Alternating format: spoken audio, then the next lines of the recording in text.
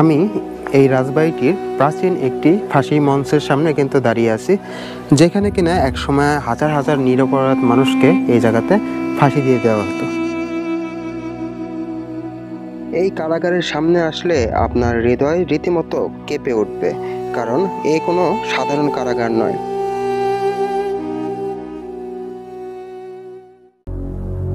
মহারানী ভবানী এমন একজন শাসক ছিলেন যে কিনা এক সময় ভারতবর্ষের সর্ববৃহৎ শাসন কার্য পরিচালনা করত। তিনি অত্যন্ত প্রজাতন্ত্রী শাসক ছিলেন, তারপরেও তার এই রাজবাড়ির সঙ্গে জড়িয়ে আছে হাসির সঙ্গে কিছু বেদনাগাথা ইতিহাস। আজকের এই ভিডিওতে আমি আপনাদেরকে সেই ইতিহাস সম্পর্কে জানাবো এবং এই রাজবাড়ির কোথায় কি আছে তা ঘুরে ঘুরে আপনাদেরকে দেখাবো। এটি হচ্ছে নাটোরের রাজবাড়ি খ্যাত রানী ভবানীর রাজবাড়ির প্রধান ফটক, আর এই ফটক দিয়ে আপনারা ভেতরে প্রবেশ করলে হারিয়ে যাবেন ইতিহাসের এক অনন্য গহ্বরে। শুরুতেই হাতের বামে লক্ষ্য করবেন বিশাল একটি ফুলের বাগান, যে বাগানে সাজানো রয়েছে বিভিন্ন রকমের ফুল, আর এই ফুলগুলো এখানে আসা পর্যটকদের অবশ্যই আকৃষ্ট করবে। হাতের ডানেই রয়েছে শান বাঁধানো বিশাল একটি জলটুঙ্গি পুকুর। আর একটু সামনে এগোলেই চোখে পড়বে নান্দনিক স্থাপনা শৈলী সমৃদ্ধ তারকেশ্বর শিব মন্দির। মন্দিরটিতে শিব এবং কৃষ্ণের বিগ্রহ ছাড়াও রয়েছে বিভিন্ন রকমের ভাস্কর্য এবং প্রতিমা। রয়েছে বিখ্যাত বাউল শিল্পী লালনের ভাস্কর্য, এছাড়াও রয়েছে 3 মাথা এবং 5 মাথা বিশিষ্ট কালনাগিনীর প্রতিমা। মন্দিরের ঠিক পেছনে অবস্থান করছে অত্যন্ত আশ্চর্যের দেখতে গণেশের প্রতিমা। মন্দিরটির পাশেই রয়েছে আলপনা আঁকানো শান বাঁধানো ঘাট। একটু সামনে এগিয়ে গেলেই হাতের বাঁয়ে পড়বে সেই সময়ের বৈঠকখানা। বর্তমান সময়ে মন্ত্রিসভায় যেভাবে বৈঠক সংঘটিত হয়, সেইভাবে তখনকার রাজারা তাদের সভাসদদের সঙ্গে এখানে বসে বৈঠক করতেন।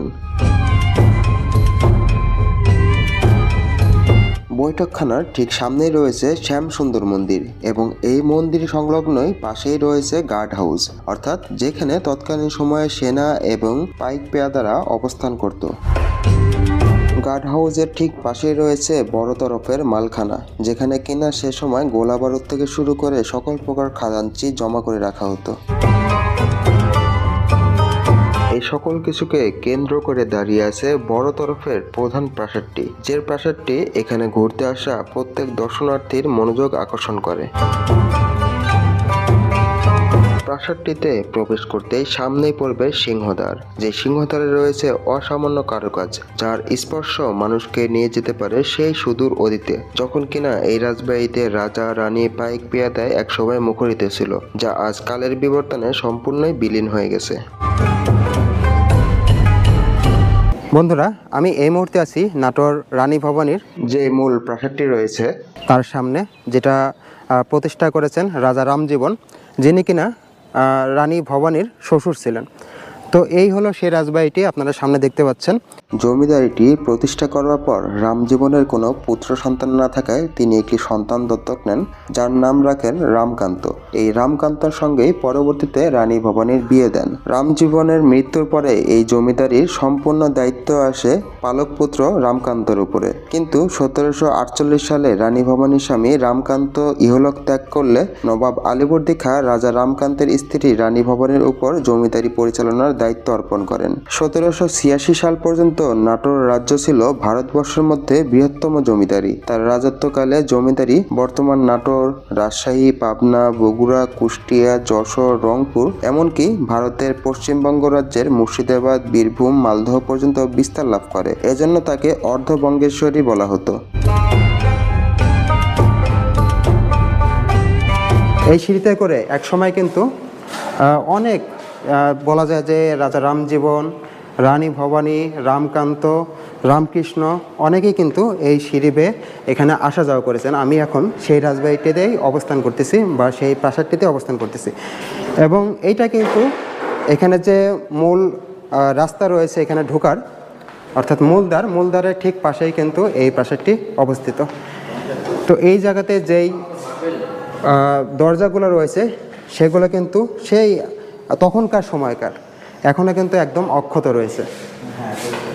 আর এই নিচে এগুলো কিন্তু সেই আমলের টাইলস, আর এটা কিন্তু প্রতিষ্ঠা হয়েছে সেই আওরঙ্গজেবের আমলে, অর্থাৎ 1706 সালে এটা প্রতিষ্ঠিত হয়েছে। যিনি প্রতিষ্ঠা করেছেন তিনি হচ্ছেন রাজা রামজীবন। আমি এখানে এভাবে দাঁড়িয়ে আছি এবং এটা কিন্তু বড় তরফের যে মেন প্রাসাদ সেটা। তো আমি যেভাবে দাঁড়িয়ে আছি এভাবে হয়তো বা এক সময় এখানে রানী ভবানী দাঁড়িয়েছিল, রাজা রামকৃষ্ণ দাঁড়িয়েছিল বা রামকান্ত দাঁড়িয়েছিল, অনেকেই কিন্তু অনেক যারা জমিদারের পূর্বপুরুষ ছিল তারা কিন্তু এখানে দাঁড়িয়েছিল। তো আমি সেই জায়গাতেই এই মুহূর্তে তাদের মতো করে দাঁড়িয়ে আছি, হয়তো বা এইভাবে তারা দাঁড়িয়ে এখানে পর্যবেক্ষণ করতো। তো অন্যরকম, কিন্তু অনুভূতিটাই অন্যরকম, যেটা আসলে ভাষায় প্রকাশ করা যাবে না। এটি এই প্রাসাদের ভেতরের অংশ, দেখতে পাচ্ছেন কত সুন্দর করে কারুকাজ করা। নাটোরের রাজবাড়ি বলতে মানুষ কিন্তু মূলত এই প্রাসাদটিকে বোঝায়, কিন্তু এই প্রাসাদে রানী ভবানী কখনো বসবাস করেননি, কারণ রানী ভবানীর বসবাস করবার জন্য এই প্রাসাদের ঠিক পশ্চিমেই ছিল আরেকটি রানী মহল। ভিডিওতে এখন যে স্থাপনাগুলো দেখতে পাচ্ছেন এগুলাই ছিল তৎকালীন সময়ের রানী মহল, যেখানে কিনা রানী ভবানী বসবাস করতেন। এই মহলটি আজ জরাজীর্ণ অবস্থায় ধ্বংস হয়ে পড়ে আছে। রানী মহলের অনেকটাই অংশ বর্তমানে মানুষজনরা বসবাস করছে, আর এই অংশের পাশেই কিন্তু রয়েছে রানী মহলের পুকুরঘাট, যেখানে কিনা রানী গোসল করতেন এবং এই পুকুরঘাটের পাশে যে বিশ্রামখানা রয়েছে সেখানে গোসলের পরে বিশ্রাম নিতেন। এই মহলটির ঠিক পাশেই রয়েছে একটি চতুষ্কোণা মন্দির। এখানে 4টি মন্দির চারপাশে অবস্থান করায় এর নাম হয়েছে চতুষ্কোণা মন্দির নামে। বন্ধুরা, আমি এই মুহূর্তে এই রাজবাড়িটির যে চতুষ্কোণা মন্দির রয়েছে, যেটা অলরেডি ধ্বংসপ্রাপ্ত হয়ে গেছে, সেই মন্দিরের ঠিক মাঝখানে অবস্থান করতেছি। আমার চারপাশেই কিন্তু 4টা মন্দির আছে। এখানে একটা রয়েছে, এখানে একটা রয়েছে, এই পাশে এবং এই পাশে। এই মন্দিরগুলো কিন্তু এখন ধ্বংস হয়ে গেছে। আমি যদি মন্দিরটির ভেতরে প্রবেশ করি, এখানে কিন্তু খুব সহজেই প্রবেশ করা যাচ্ছে, কারণ এটা ভেঙে গেছে, কোনো রকম সংরক্ষণের অবস্থা নেই। তো এই হচ্ছে সেই মন্দির যেখানে এক সময় রাজবাড়ির যে রাজ পরিবারের সদস্যরা ছিল তারা পূজা দিতে আসতো। তো বর্তমানে মন্দিরটির এই অবস্থা রয়েছে এবং এই মন্দিরের ঠিক পাশেই, অর্থাৎ এই পাশেই কিন্তু যে রানী ভবানীর রানী মহল ছিল, যেখানে রানী সরাসরি বসবাস করতেন, সেই ধ্বংসাবশেষ প্রাসাদটিও কিন্তু এখানেই রয়েছে। আপনারা যেটা দেখতে পাচ্ছেন এইটাই কিন্তু আসলে রানী মহলের যে রুমগুলো ছিল সেগুলো। তো রানী মহলের এই প্রাসাদটিও কিন্তু এখন কালের পরিক্রমায় ধ্বংস হয়ে গেছে, ধ্বংসস্তূপে পরিণত হয়ে আছে। তো এখানে যখন আপনারা আসবেন আপনাদের কিন্তু অবশ্যই যে ইতিহাস সম্পর্কে জানার আগ্রহ সেটা কিন্তু তৈরি হবে।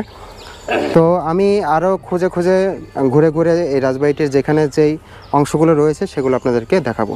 সে সময় জনকল্যাণেও রানী ভবানী অসামান্য অবদান রেখেছেন। তিনি 43টি বিদ্যালয়, অসংখ্য মন্দির, রাস্তাঘাট এবং জনগণের পানির অভাব দূর করবার জন্য অসংখ্য পুকুর খনন করেছিলেন। রানী ভবানী শাসনামলে বাংলায় এক ভয়াবহ দুর্ভিক্ষ দেখা দেয়, যে দুর্ভিক্ষে প্রায় 1 কোটি মানুষ মারা যায়। সেই দুর্ভিক্ষে রানী ভবানী তার সকল প্রজাদেরকে বিনে পয়সায় চাল বিতরণ করেছিলেন। ইতিহাস থেকে জানা যায় রানী ভবানী তার সমগ্র জীবনে প্রায় 50 কোটি টাকারও বেশি দান করেছেন। তার মহানুভবতা দেখে ইংরেজরা তাকে মহারানী উপাধিতে ভূষিত করেন। এত কিছুর পরেও রাজবাড়ির ইতিহাসে জড়িয়ে আছে কান্না মিশ্রিত কিছু ইতিহাস। আপনারা হয়তো ভাবছেন জিয়া মহারানীর প্রজাদের জন্য এত কিছু করেছেন, তিনি কি তার মুখোশের আড়ালের প্রজাদের উপরে অত্যাচার করেছেন? না, ঘটনাটি আসলে সম্পূর্ণ তার উল্টো। মহারানী ভবানীর ছিল 2 ছেলে এবং 1 মেয়ে। 2 ছেলে মৃত্যুবরণ করায় শুধুমাত্র তার মেয়েটি বেঁচে ছিল, যার নাম ছিল তারা সুন্দরী।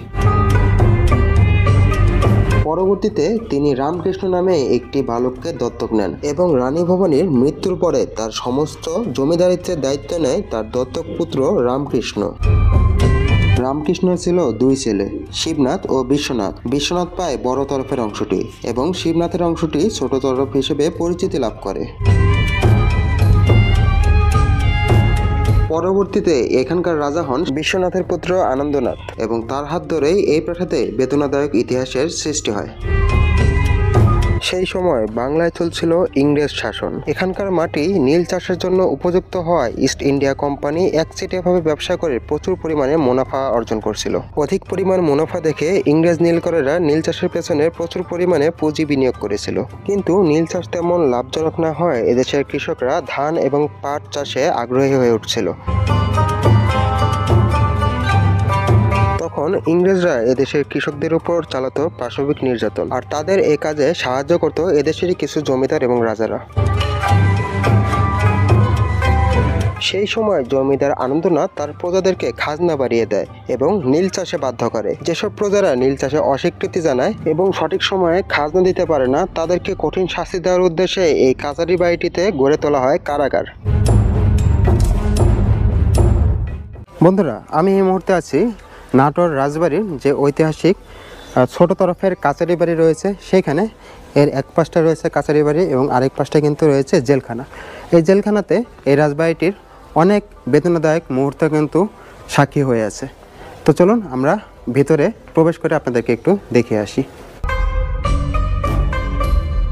এই কারাগারের সামনে আসলে আপনার হৃদয় রীতিমতো কেঁপে উঠবে, কারণ এ কোনো সাধারণ কারাগার নয়। এটি একটি বদ্ধ খাঁচা, যেখানে কোনো রকম আলো বাতাস প্রবেশ করার মতো কোনো জায়গা নেই। এটি শুধুমাত্র তৈরি করা হয়েছিল যারা রাজার খাজনা দিতে পারে না এবং নীল চাষে অস্বীকৃতি জানায় সেসব কৃষকদের জন্য।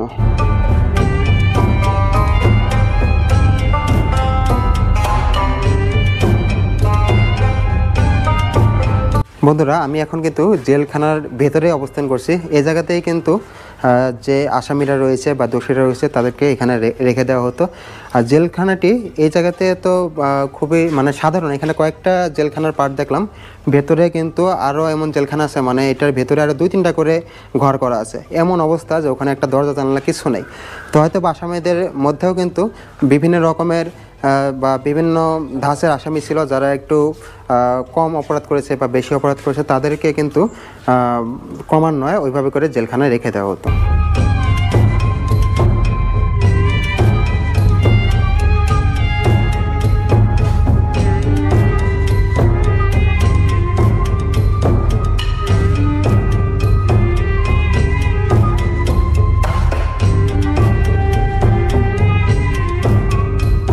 আমি এই রাজবাড়িটির প্রাচীন একটি ফাঁসি মঞ্চের সামনে কিন্তু দাঁড়িয়ে আছি, যেখানে কিনা একসময় হাজার হাজার নিরপরাধ মানুষকে এই জায়গাতে ফাঁসি দিয়ে দেওয়া হতো।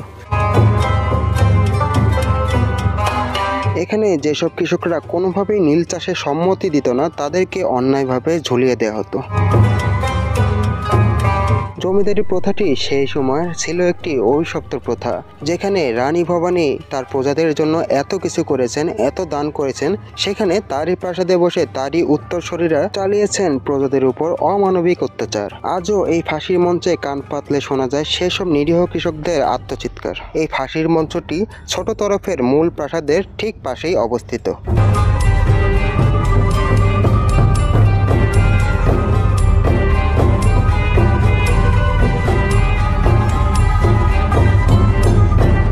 সেই রাজ্য রাজপাট আজও কিন্তু আগের মতোই আছে। নেই শুধু সেই মানুষগুলো এবং তাদের দাম্ভিকতা ও প্রভাব প্রতিপত্তি। ক্ষমতা কখনো চিরস্থায়ী নয়, এই কথাটি আমাদেরকে সর্বদা মনে রাখতে হবে।